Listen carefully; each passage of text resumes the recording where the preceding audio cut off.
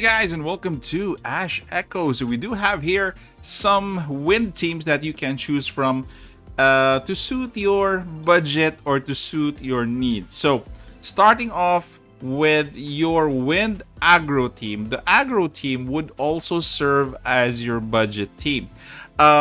We do have Scarlet here and Azusa as your main characters of your team. Then you have Bigona here to give more attack speed to everybody who is on the team. And we have Frida here to round out your team, your main team, for buffs and also for healing. Take note that the rest of the teams here below, I think the only one here that is going to be of, be of flexible or flexibility is going to be Sambeka, because Sambeka, as all has a lot of things going on in her kit. She has pushback or knockback for wind. She creates water terrain. She has lightning, all of that. She's a great support in any of the teams that you have. Plus, if you don't have any other tank, you could always go with Yuki if you don't have Laurel. Again, not everybody has Laurel. So if you want a budget route the aggro is actually more on the main team. The substitute or the backups are, you can interchange whichever you need and however you need. And Long King is here because I found out that some stages you really need that shield that she brings. She could be your primary healer, but she could also be your backup. So again, for the aggro team, you can't go wrong with this. We're gonna have another team later, but this one has a different engraving. So we have engravings here at 31. Inspire, take note, is at 20. So I'll show you how I did this. By the way, guys, I'm gonna be showing you later a link to a file wherein you could see all of these groupings. We're gonna be talking about that before we go to probably a demo of each of the teams. So for this team, your aggro team, your constant here would be Born from Ashes, which is going to be an Inspire skill. So upon activation, it increases Inspire. So Inspire max 20 stacks. So the higher max that you have, the higher buff or damage that you can get. Okay, so we have Born from Ashes, which is mastery. Blood Ruvia Secret is actually going to be a useful for Azusa. So dealing wind damage will apply wind weakness for 20 seconds, reducing target's wind resistance by 30. So take note, this only applies to Vanguard, Bulwark, and Striker, which is actually wind, which is weird because we only have Azusa, but this is going to help her much. Okay, and the others, the base traces that we have here is going to be going off course. So this one is in the banner right now together with Scarlet. So this one is also an Inspire skill. So if there are 2 or more wind echomancers on the field, so take note, you actually have to maintain 2, okay, for this to stack up Inspire. So take note of that. Azusa has to survive and Scarlet has to survive as well. So those are the 3 main. And one of the mains that I have, because I lack a certain trace, which I'll explain later. So Happy Hours is also an Inspire skill. So 3 Inspire skills. The last 2 are going to be interchangeable in the 2 builds. So for this build, I actually used Karma. So this one is taking damage with increase subsequent damage taken by all enemy units. The field base is on defense. So take note, my defense is at max capacity with 1 to 80, which will benefit Karma. And the last one is going to be this. Actually, I got from the assist. So double attraction. So this one is engraving defense if it's above 500 for each enemy unit in the field. Increases engraving attack by 5.0%, up to an increase of 15 and 30 and 45. That's a big increase. So take note of that. This is going to be very useful to add to that attack, especially when you are hoarded by a lot of mobs. So this is your aggro build, and this is how it looks like. I'm gonna be showing you the substitutes later, okay? So that you won't be confused on if you don't have these traces, what are you going to use instead of these. Okay, so this is for your aggro. Let us go to your balance team. So this is a balance between offense and defense.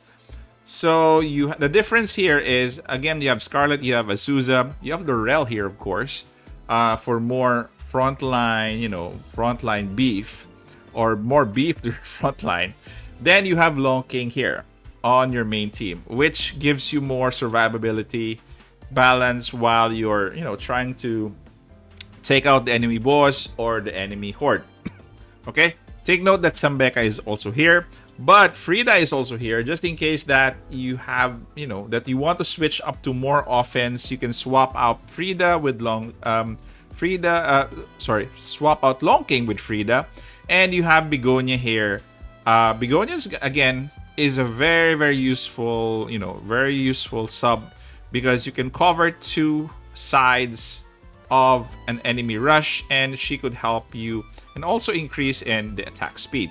Okay, so for this team, this is your balanced team. Also 20 Inspire. Let's see the details here. So the common here is going to be going off course. You have Blood Ruvia Secret.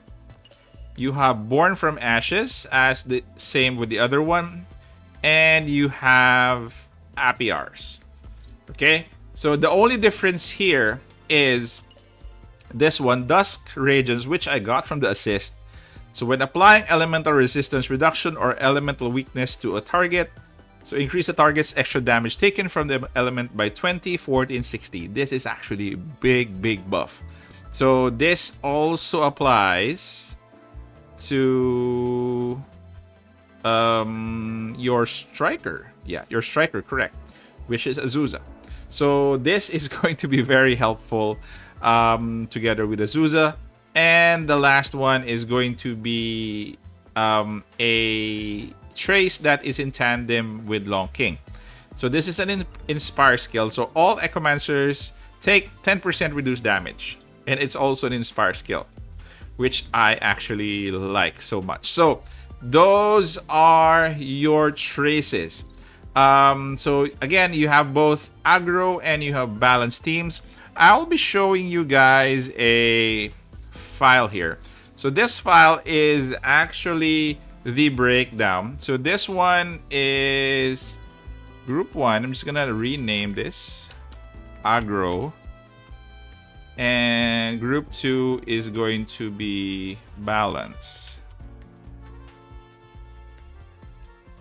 so that you won't be confused. So this is what I mean. So Happy Hours, if you have Shadows of Ali, then definitely take out Happy Hours so that you could really benefit more from this one. Okay, so it's really, it's the same. They're both mastery, so it's easy to take out. So we have notes here on the differences of each of the teams. You basically know what to include in those teams. So more wind resistance allies, 10% damage reduction, in balance between offense and defense. If you don't have some of these, here are some alternative traces. So don't forget that you have them here. So you could swap them out depending on what you need. If you want a less wind specific attack trace, you could actually swap these two. Behind the Curtains, Snipe and Emptiness, if you have them. So these two are less wind specific skills that are attack that you can substitute with your current attack here. If you don't necessarily have enough wind Echomancers, you can actually use these two as a substitute. So that is it. Let us go to a little bit of a sample on how these teams are going to be played and how do they perform. Okay, so we will just clear this one. I've cleared this already. Let's try the Wind Aggro team. I won't be selecting any aiding Echomancer. You can actually, get from here. You can actually get Yuki from here and probably swap somebody here. But let's start the aggro and see how it goes. Okie dokie. So we are here. Team Engraving. We are at S31. Definitely go with your more beefed up front line. Just make sure that you are conscious of their health so that you won't be able to lose any of these peeps here. So this is a very damage intensive team. So far we're good. So we're holding. Let's do regen here. I don't want to lose anybody. Let's see if they can survive. No. See, they cleared. Let's do a backup here. So Azusa's gone. Let's do a backup. So be careful with this team. Again, they are very high on offense, but defensively, you have to keep track of their health. That is why you need to be able to hopefully push back. So we do have a lot of pushback now. Let's dispatch here. See, Azusa's angry already. So we do have more beef now. We don't have somebody in the front line, but we are actually really hard to crack. Because, again, this team has a very far reach.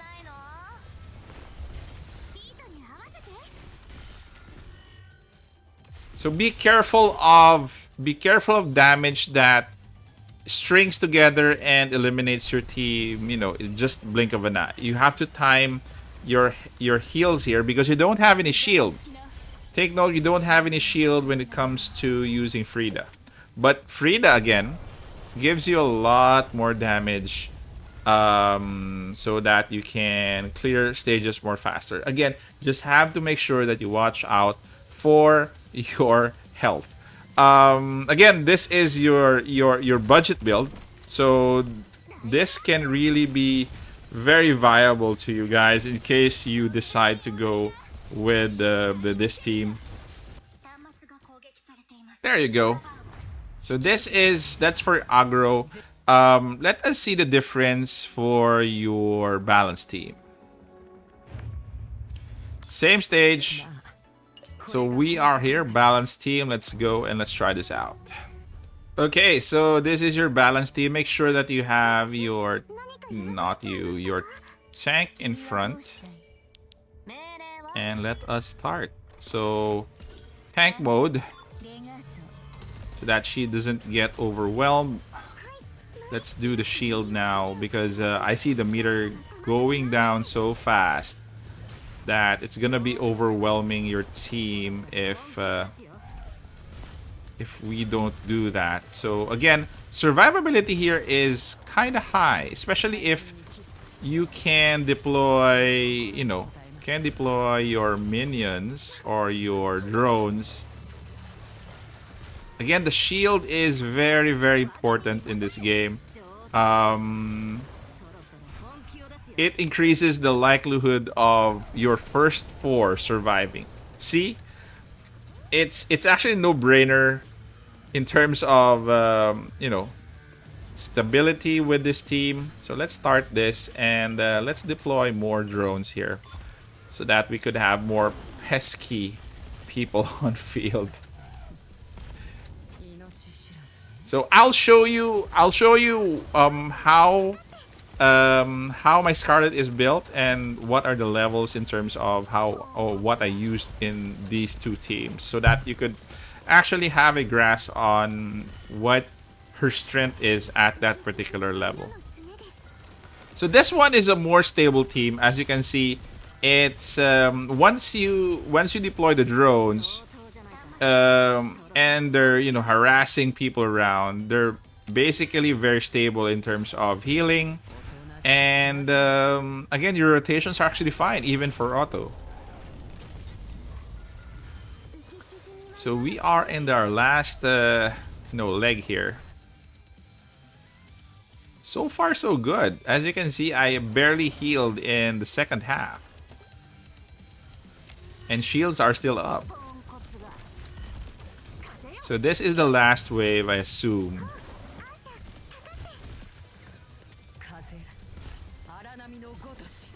Last wave. There you go. So the difference can be really felt, even though if the last team was a balanced team. It was more stable and you could, set up more, I can feel. Okay, so this was the balanced team, and let me just show you how my Scarlet is built. So she is at 5 Ascension. Leadership is at 3. Ideally, you would want to reach level 4.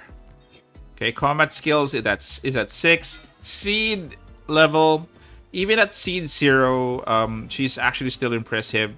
The only add-on trait would be this one. So increase basic attack, 150 increased damage. Definitely try to have her at S1 if you need to. Fitness training, I'm still... everything is still in development. But she is really fun to use as long as you make sure that the key components for Wind survives, especially namely Scarlet and Azusa. If those two survive and the rest, are subbed, I don't think you'll have a problem. As you can see there, most of my team was not even subbed. So we did carry from end to end with the balanced team. The aggro team again is quite, it's quite a budget team. You can, if you have Yuki here, you can actually replace Yuki there and probably add Yuki here. But again, this team is more of a budget build. That is why I put Yuki there. But this one is with aggro, fast damage, but most of them are, are fragile. But I'd prefer you guys aim for the wind balance. This is a very balanced team between, defense and offense. So this is more stable, I see. And I presume, based on the results that we had. So, guys, thank you very much for staying this far. Again, comment in the comment section. I will put a link to that sheets that you saw for the traces so that you might reference that after you've seen this video. So, thank you again, guys, staying this far. Take care. Stay safe. This is the Warden, and I'm out of here.